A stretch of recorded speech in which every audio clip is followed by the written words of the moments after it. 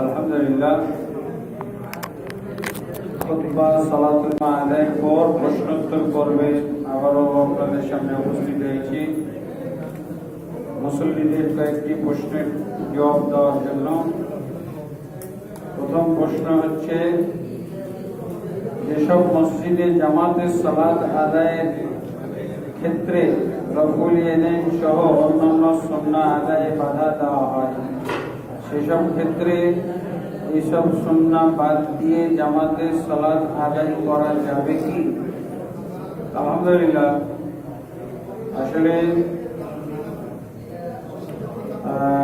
আমাদের বাংলাদেশের প্রেক্ষাপটে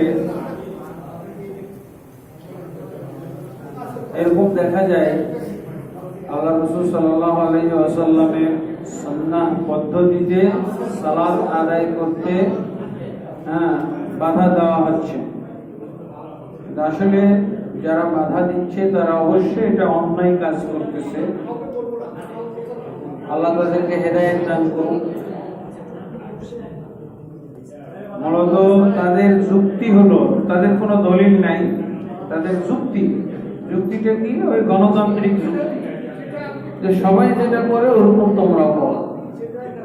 কিন্তু তাদের অজ্ঞতার কারণে তারা এটা বুঝতেছে না যে যেই সুন্নাহটা পরিত্যক্ত, যেই সুন্নাহটা আমল হচ্ছে না, আমল থেকে বাদ পড়ে গেছে, ওই সুন্নাহটা আমল করলে নবীর যুগে 50 জন সাহাবী আমল করলে যে সওয়াব পাইত, সেই সওয়াব পাওয়া যায়। আর এরা এটাকে ফিতনা নাম দিচ্ছে। আর রাসূলের দৃষ্টিতে, সহিহ হাদিসের দৃষ্টিতে 50 জন শহীদ সাহাবীর সওয়াব পাওয়া। একটা সুন্নাহ, যেটা সুন্নাহ সাবেতা, কোন মাযহাবী হাতিয়ার দিয়ে কাটা হয় নাই, মুহাদ্দিসিনদের দৃষ্টিতে সহিহ সাব্যস্ত হয়েছে। যেমন রফুল ইয়াদাইন করা, জোরে আমিন বলা, তারপরে তা'দিল আরকান সহ সালাত পড়া, পায়ে পা মিলানো, বিচ্ছিন্ন হয়ে না দাঁড়ানো, এগুলো কিন্তু সুন্নাহ সাবেতা। রফুল ইয়াদাইনের ব্যাপারে ইমাম ইবনে হাজম রাহিমাহুল্লাহ বলেছেন, যদি ইবনে মাসউদ রাদিয়াল্লাহু আনহুর একটা মতভেদপূর্ণ হাদিস না থাকতো, মতভেদপূর্ণ,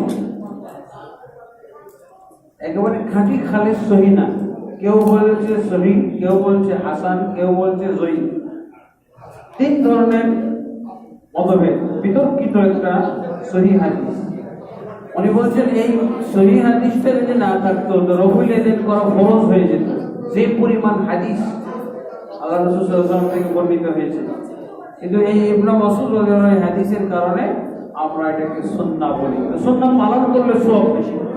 যখন কেউ পালন করতেছে না, তখন কেউ যদি পালন করে, 1000-এর মধ্যে একজন যদি পালন করে, তাহলে 50 জন শহীদ সাহাবীর সওয়াব পেয়ে যাবে। কারণ আমলের পরিবেশ যত ঘোলাটে, যত প্রতিকূল, তত আমলের মূল্য বাড়বে। এরই তো কষ্ট, আমলের ক্ষেত্রে কষ্ট, দিন পালনের ক্ষেত্রে কষ্ট, ঈমানের ক্ষেত্রে কষ্ট। আমাকে বাধা দিবেন, আপনি বাধা দিয়ে অন্য মসজিদে যে পড়েন, কিন্তু ওনাদের কাছ থেকে লিখিত নেবেন যে আমি এগুলো সওয়াবের উদ্দেশ্যে, আমি জানি এগুলো না করলেও সালাত হয়, কিন্তু সওয়াব উকবা বিন আমর রাদিয়াল্লাহু বলছেন, এক রফুল ইয়াদাইনে 10টা করে নেকি, 10টা নেকি যদি মিজানের পাল্লায় কমে যায়, ঘাটতি হয়, এই মুফতির দল কোনো উপকার করতে পারবে? একটা নেকি দিতে পারবে? আমি রফুল ইয়াদাইন সুন্নাহ ছাড়লে কত নেকি? 100 নেকি, আর করলে 10 নেকি। ফালতু ফতোয়ায় আল্লাহ এদেরকে হেদায়েত দান করুন। এরা হলো গণতান্ত্রিক হুজুর, সবাই যা করে তোমরাও তা করো। আমি 50 জন সাহাবীর নেকি পাবো কি করে? তোমরা করো না দেখেই তো আমি 50 জন সাহাবীর নেকি পাইছি।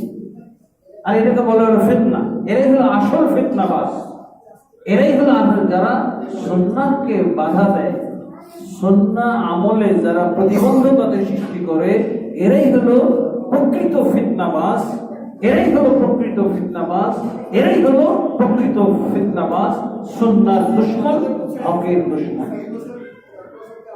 যদি এমন হয় যে আপনি যদি একাকী যদি 2-4 জন মিলে জামাতে সালাত পড়তে পারেন, তাহলে তাই করবেন, সুন্নাহ মেনটেন করে পড়া। এই জন্য তো এই মসজিদ জন্ম হয়েছে। এই মসজিদের জন্ম হয়েছে কি জন্য? এবং আলহামদুলিল্লাহ এই মসজিদ জমজমাট। হ্যাঁ, সুন্নাহ আমল করার জন্যই তো এতগুলো মুসল্লি এখানে জমায়েত হয়েছে। 10 তলার ফাউন্ডেশন, 5 তলা 6 তলা কমপ্লিট। হ্যাঁ, তো ওদের যদি এই জয়ীফ ফতোয়া, জাল ফতোয়া যদি মানতাম, মানতে পারে, কেউ ফতোয়া দিতে পারে, ফতোয়া দিলে এটা সহি হয়ে যাবে। ফতোয়ার 2টা অবস্থা আছে না, একটা হলো ভুল ভ্রান্ত, আর একটা হলো সহি। সহি হলে, ফতোয়া সহি হলে 2 নেকি পাবে, আর ভুল হলে 1 নেকি। তো আলেম হলে না তার ফতোয়া 1 নেকি, আর জাহিল হলে, জাহিলের কোনো ইয়ে আছে নাকি, ইজতিহাদের কোনো নেকি আছে? খালি গুনাহ আর গুনাহ।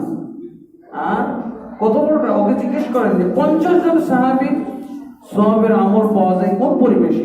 তোমাদের কারণে আমরা 50 জন সাহাবী, এই তোমাদের মতো মুফতিদের কারণে আলহামদুলিল্লাহ এখন আমাদের 50 জন সাহাবীর আমলের সওয়াব পাওয়ার পরিবেশ তৈরি হয়েছে।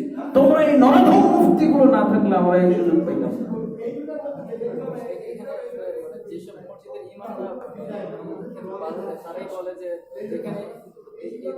এগুলো তো গণতান্ত্রিক কথা, এগুলো তো কোরআনের কথা, কোরআনের হাদিসের কথা কত সুন্দর, যে যেখানে কেউ আমল করেন একটা সুন্নাত, তুমি যদি আমল করো 50 জন সাহাবী। আর এরা এটার নাম দিয়েছে ফিতনা। ফিতনা, ফিতনাবাজ মুসলিম। আল্লাহ এদের থেকে মুসলমানদেরকে রক্ষা করবে। আমি যেহেতু বিশ্বাস করি যে এগুলো সুন্নাহ, কিন্তু এর চেয়েও ব্যাপক, এর চেয়েও বেশি যদি দামি কোনো স্বার্থ থাকে, সেই ক্ষেত্রে আমি এই সুন্নাহ স্থগিত রাখতে পারি। হ্যাঁ, তাও নিয়তের মাধ্যমে আমি সওয়াব চাই। হ্যাঁ, ঠিক আছে, নিয়তের মাধ্যমে সওয়াব চাই। আমি বরিশালে একবার আমাকে বললো যে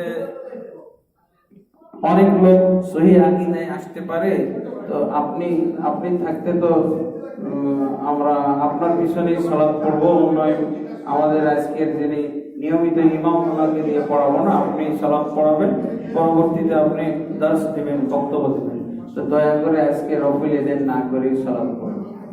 আমি রাজি হইলাম। যদি এতগুলো লোক সহি আকীদা গ্রহণ করে, একটা সুন্নাহ যদি আজকের মতো অফ করে রাখি, হ্যাঁ, অফ করে রাখলে রফিল এদের করলাম না, এগুলো সুন্নাহ ছাড়াও তো সালাত হয়ে যায়, আমি আজকে এটা অফ রাখলাম। কারণ এর চেয়ে দামি স্বার্থ পাইছি, এর চেয়ে বৃহৎ স্বার্থ আজকে আমার সামনে উপস্থিত। হয়তো 50 জন সাহাবীর সওয়াব পর আরো বড় ক্ষেত্র তৈরি দিতেছে, আমি মেনে নিলাম। আচ্ছা, তারপরে সালাত স্টার্ট করছি, ভুলেই গেছি এই কথা। আমি যে এই যুক্তি করছিলাম যে আজকে সুন্নাহ অফ রাখবো, কিন্তু এই কথা ভুলে গেছি, পুরো সুন্নাহ মোতাবেক সালাত পড়ে গেছি। মুসল্লিরা জিজ্ঞেস করছে, আজকে ইমাম সাহেব যেভাবে সালাত পড়াইলেন আমরা তো কখনো পড়ি নাই, এইটার কি খবর? এই পদ্ধতি আগে জিজ্ঞেস করছে, পরে পদ্ধতির কথা বলতে বাধ্য হইলাম। বলার সাথে সাথে সেদিনই শুরু করে দিল তারা। আল্লাহু আকবার। সুন্নাহ সেদিন থেকেই সুন্নাহ মোতাবেক ওই মসজিদ চালু হয়ে গেল। কিন্তু যে ইমাম সাহেব আমাকে নিয়ে গেছে, উনি বছর বছর সহি বুঝেছে, কিন্তু আমল করে নাই, ভয়ে এরা বিগড়ে যাবে, কি হবে না, অথচ একদিনেই চালু হয়ে গেছে। সেই আকীদাগত যে স্বার্থ, যে দাওয়াত প্রচারের উদ্দেশ্য ছিল, সেটা তো হলোই, আর সালাত তো একদিনে এক ওয়াক্তে সুন্নাহ মোতাবেক হয়ে গেল। আলহামদুলিল্লাহ, আল্লাহ বরকত দিন। রাসূল সাল্লাল্লাহু আলাইহি ওয়াসাল্লাম মারা যাওয়ার পরে মা আয়েশা রাদিয়াল্লাহু আনহা কত বছর বেঁচে ছিলেন? তিনি কি দ্বিতীয় বিয়ে করেছিলেন? এটা তো প্রশ্নই ওঠে না। হ্যাঁ, এটা নবীদের স্ত্রীদেরকে কেউ বিবাহ করতে পারবে না, ওনারা পারবেন নবী, কিন্তু নবীদের মারা যাওয়ার পর তার স্ত্রীদেরকে কেউ বিবাহ করতে পারবে না।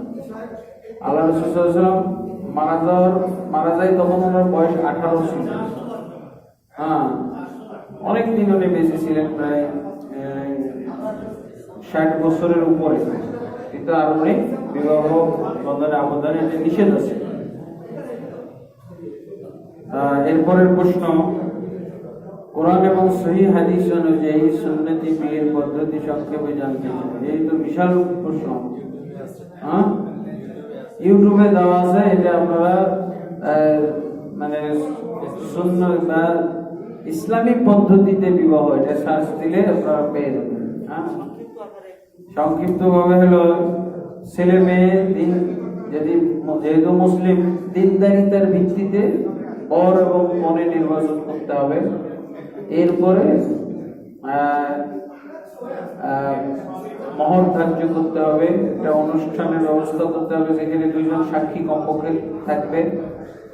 তারপরে ওলি থাকবে, ওলি মানে মেয়ের বাবা অথবা চাচা, দাদা, ভাই, এরকম মানে পুরুষ পক্ষের লোক। মেয়ের পুরুষ পক্ষের লোকেরা হলো পর্যায়ক্রমে ওলি, পিতা, দাদা, ভাই, চাচা ইত্যাদি। হ্যাঁ, ওই অনুষ্ঠানে সাক্ষীদের সামনে বলবে, আমি আমার মেয়েকে তুমি অমুকের সাথে এত টাকা মহারণার বিনিময়ে বিবাহের প্রস্তাব দিচ্ছি। সে বলবে কবুল করলাম। এই কথাগুলোকে বলা হয় বিবাহের কালেমা। তখন বিবাহ সম্পন্ন হয়ে গেল। চলে যাবেন? আচ্ছা, আর 1 মিনিট।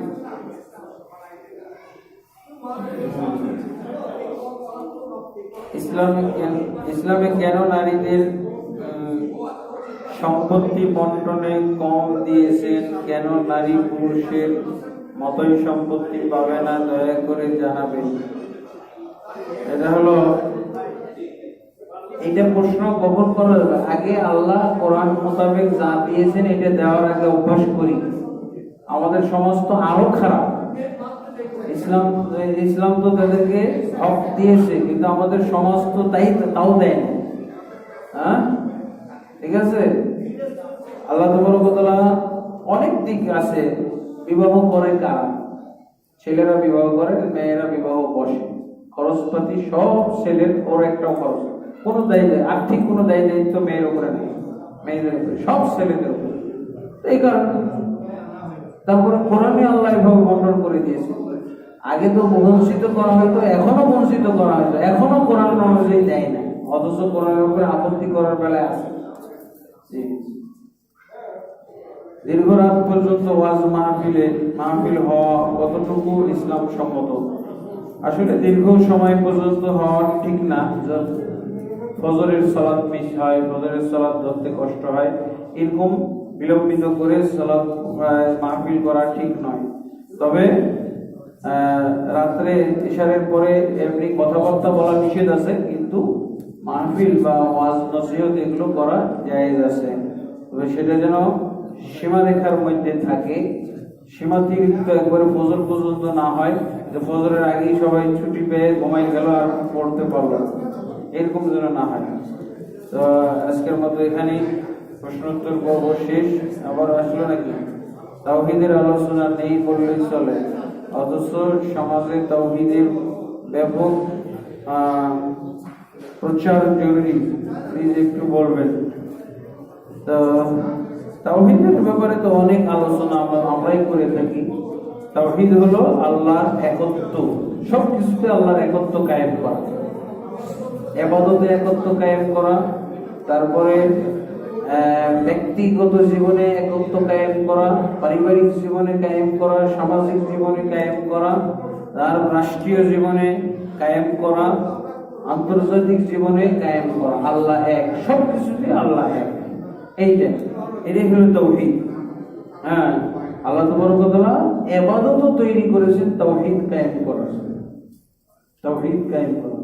আর এই তাওহীদ কায়েম করার ক্ষেত্রগুলো হলো 1 নম্বর অন্তরে, 2 নম্বর মুখে, 3 নম্বর অঙ্গ প্রত্যঙ্গে, 4 নম্বর সমাজ ও দেশে। ঠিক আছে? আলহামদুলিল্লাহ 5 ঘন্টার ওয়াজ 5 মিনিট হয়ে গেল। আলহামদুলিল্লাহ। সুবহানাকাল্লাহু ওয়া বিহামদিকা আশহাদু আল্লা ইলাহা ইল্লা আনতা আস্তাগফিরুকা ওয়া আতুবু ইলাইক। আসসালামু আলাইকুম ওয়া রাহমাতুল্লাহি ওয়া বারাকাতুহু।